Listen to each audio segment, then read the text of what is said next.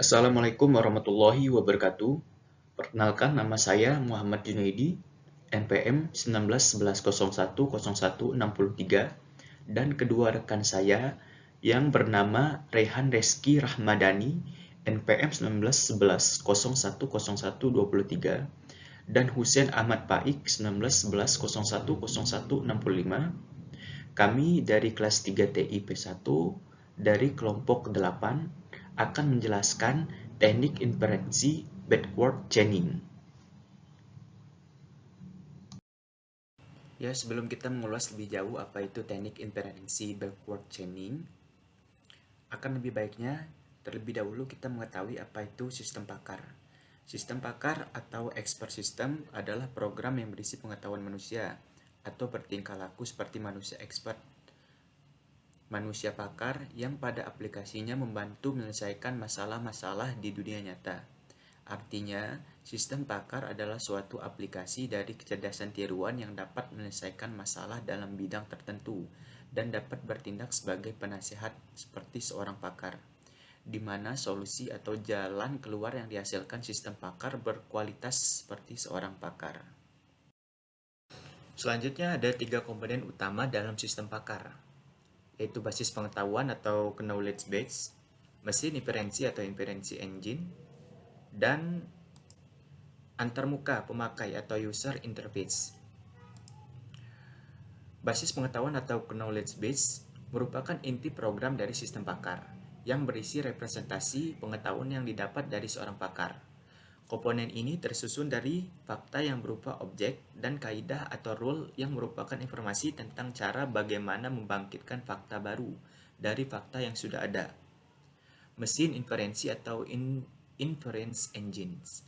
Mesin inferensi merupakan bagian yang mengandung mekanisme fungsi berpikir dan penalaran sistem yang digunakan oleh seorang pakar. Secara dedukatif, mesin inferensi memiliki pengetahuan yang relevan dalam rangka mencapai kesimpulan. Dengan demikian, sistem ini dapat menjawab pertanyaan pemakai. Mesin inferensi memulai pelacakannya dengan kaidah-kaidah dalam basis pengetahuan dan menggunakan fakta-fakta yang ada dalam basis pengetahuan. Selanjutnya, komponen ketiga ada antarmuka pemakai atau user interface. Adalah bagian sistem pakar yang berfungsi sebagai penghubung antara pemakai atau user dengan sistem pakar. Agar suatu program sistem pakar dapat dimanfaatkan oleh pemakai, diperlukan sebuah penghubung yang bertindak sebagai seorang konsultan dengan pemakai. Pada bagian ini, dialog antara pemakai dengan sistem pakar terjadi, di mana sistem pakar akan memberikan pertanyaan dan pemakai akan menjawab. Pertanyaan akan terus ditampilkan sampai akhirnya didapat suatu kesimpulan yang sesuai. Karena di sini kita berfokus pada teknik inferensi backward chaining, maka di sini saya langsung menjelaskan pada komponen mesin inferensi. Pada mesin inferensi dikenal sebagai otak sistem pakar karena merupakan unit pemrosesan utama sistem. Dengan bantuan mesin inferensi, sistem mengekstraksi pengetahuan dari basis pengetahuan. Ada 2 jenis teknik inferensi pada mesin inferensi, yaitu forward chaining dan backward chaining. Forward chaining, metode penalaran maju, mulai dari fakta dan aturan yang diketahui, dan menerapkan aturan inferensi untuk menambah kesimpulan pada fakta yang diketahui tersebut. Sedangkan backward chaining, metode penalaran mundur yang dimulai dari tujuan dan bekerja mundur untuk membuktikan fakta yang diketahui.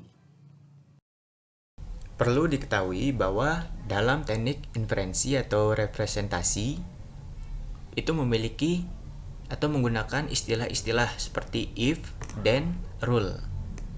Setiap rule terdiri dari 2 bagian, yaitu bagian if disebut evidence atau fakta-fakta dan bagian then yang disebut hipotesis atau kesimpulan. Contoh pada sebuah syntax rule terdiri dari if A dan H, di mana A evidence atau fakta yang ada, sedangkan H adalah hipotesis atau kesimpulan yang dihasilkan. Backward chaining atau backward reasoning. adalah pelacakan mundur, yaitu pendekatan teknik inferensi yang dimotori oleh tujuan atau goal-driven. Dalam pendekatan ini, pelacakan dimulai dari tujuan atau kesimpulan. Selanjutnya dicari aturan yang memiliki tujuan tersebut untuk kesimpulannya. Selanjutnya proses pelacakan menggunakan premis untuk aturan tersebut sebagai tujuan baru dan mencari aturan lain dengan tujuan baru sebagai kesimpulannya. Proses berlanjut sampai semua kemungkinan ditemukan.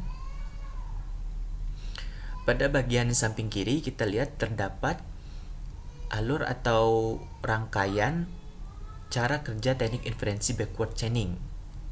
Pada gambar ini menjelaskan bahwa penalaran dimulai dari kesimpulan, lalu hipotesis terlebih dahulu, dan untuk menguji kebenaran hipotesa tersebut harus dicari ruler yang sesuai. Lalu fakta yang ada dalam basis pengetahuan. Perkenalkan, nama saya Husain Ahmad Faid, NPM 1911010165. Saya akan melanjutkan penjelasan dari teman saya. Langkah penerapan metode backward chaining pada sistem pakar. Yang pertama, knowledge base atau basis pengetahuan. Jadi kita harus memiliki basis pengetahuan dari kepala seseorang. Misalnya, dokter kita membutuhkan data penyakit paru-paru dan gejalanya. Yang kedua, menentukan rule atau aturan. Menentukan rule atau inference engine untuk memulai penalaran, mendapatkan kesimpulan dari hipotesa untuk mendapat fakta. Misal penyakit DBD sebagai kesimpulan dan demam sebagai gejalanya. Yang ketiga, membuat output atau hasil dalam bentuk solusi dari hasil penalaran. Misal penyakit yang diderita migran, maka solusi penanganannya adalah minum obat itu.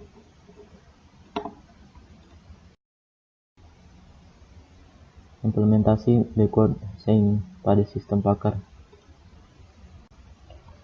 Contoh kasus. Contoh sistem pakar dengan 10 rule. Rule pertama, if bukan hari Minggu, and Toyes sehat, dan Toyes kuliah. Rule kedua, if Toyes kuliah, dan Sylvie kuliah. Rule ketiga, if bukan hari Minggu, and Toyes sakit, dan Toyes di rumah sakit. Rule keempat, if bukan hari Minggu, dan mahasiswa kuliah. Rule kelima, if Toyes di rumah sakit, and mahasiswa kuliah, dan Sylvie kuliah. Rule keenam, if mahasiswa kuliah, and Toyes sakit, dan Sylvie tidak kuliah. Rule ketujuh, if Toyes kuliah, and Sylvie tidak kuliah, dan Sylvie sakit. Rule ke-8, if bukan hari Minggu, and Sylvie sakit, dan kuliah tidak libur. Rule ke-9, if mahasiswa kuliah, dan kuliah tidak libur. Rule ke-10, if kuliah tidak libur, dan Toyes belajar di kampus. Dari rule-rule di samping terdapat atau diberikan dua fakta. Fakta yang pertama, hari Senin bukan hari Minggu. Yang kedua, Toyes kuliah. Dari hipotesis atau kesimpulan yang akan dibuktikan, yaitu Toyes belajar di kampus. Literasi pertama. Karena hari Senin bukan hari Minggu dan Toyes kuliah, keduanya merupakan fakta, maka dimasukkan ke dalam memori kerja atau basis data. Pembuktian fakta dimulai dari rule 10 dikarenakan rule terdapat di rule tersebut. Dan karena hipotesis atau goal Toyes belajar di kampus, hipotesis yang belum memiliki pembuktian fakta yang bernilai benar maka diletakkan sementara ke dalam stack. Ada rule ke-10, yaitu if kuliah tidak libur dan Toyes belajar di kampus, terdapat hipotesis baru di bagian if, yaitu kuliah tidak libur, karena fakta yang ada dalam rule ke-10 tidak ada di basis data. Simpan ke stack terlebih dahulu sebagai subgroup. Literasi kedua. Dari ke-10 rule tersebut, bagian dan yang sama dengan hipotesis kuliah tidak libur adalah rule ke-9, yaitu if mahasiswa kuliah dan kuliah tidak libur, sehingga ditemukan hipotesis baru bagian if pada rule ke-9, yaitu mahasiswa kuliah. Fakta yang ada dalam rule 9 tersebut tidak ada di basis data. Simpan ke dalam stack terlebih dahulu sebagai subgoal. Assalamualaikum warahmatullahi wabarakatuh. Perkenalkan, nama saya Arhan Rizky Ramadhani, NPM 1911010123. Di sini saya akan menjelaskan sedikit tentang teknik inferensi backward chaining. Yang selanjutnya literasi ketiga. Database-nya adalah hari Senin, bukan hari Minggu. Toyes kuliah. Ya, stack-nya mahasiswa Udinus kuliah tidak libur, Toyes belajar di kampus Udinus. Selanjutnya dari rule tersebut yang ada pada kasus bagian 10 yang sama dengan hipotesis mahasiswa Udinus kuliah adalah rule keempat, yaitu if bukan hari Minggu dan 10 mahasiswa Udinus kuliah. Sehingga ditemukan hipotesis baru di bagian if pada rule keempat, yaitu bukan hari Minggu. Ternyata fakta yang ada di dalam rule 4 terdapat dalam basis data, sehingga fakta mahasiswa Udinus kuliah dihapus dari stack dan dimasukkan ke dalam basis data sebagai fakta baru.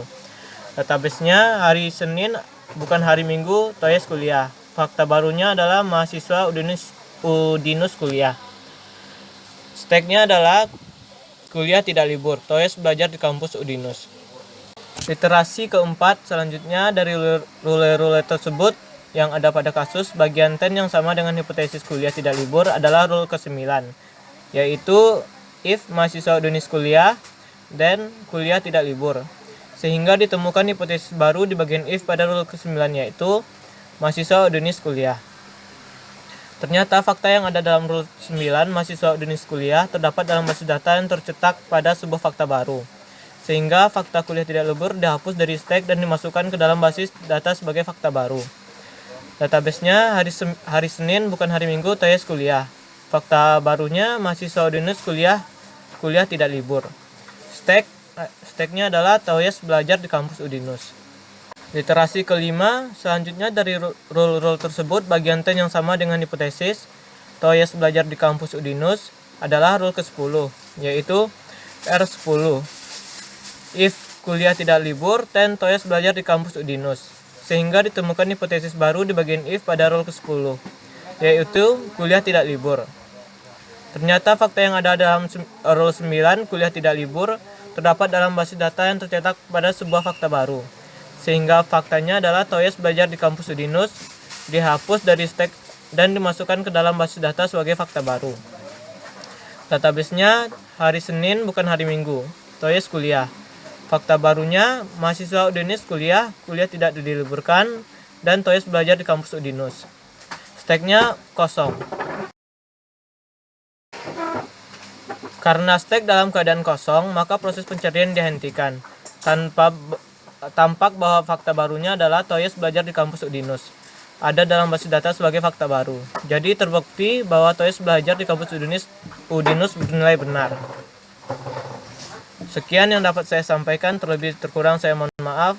Assalamualaikum warahmatullahi wabarakatuh. Sekian apa yang bisa kami sampaikan.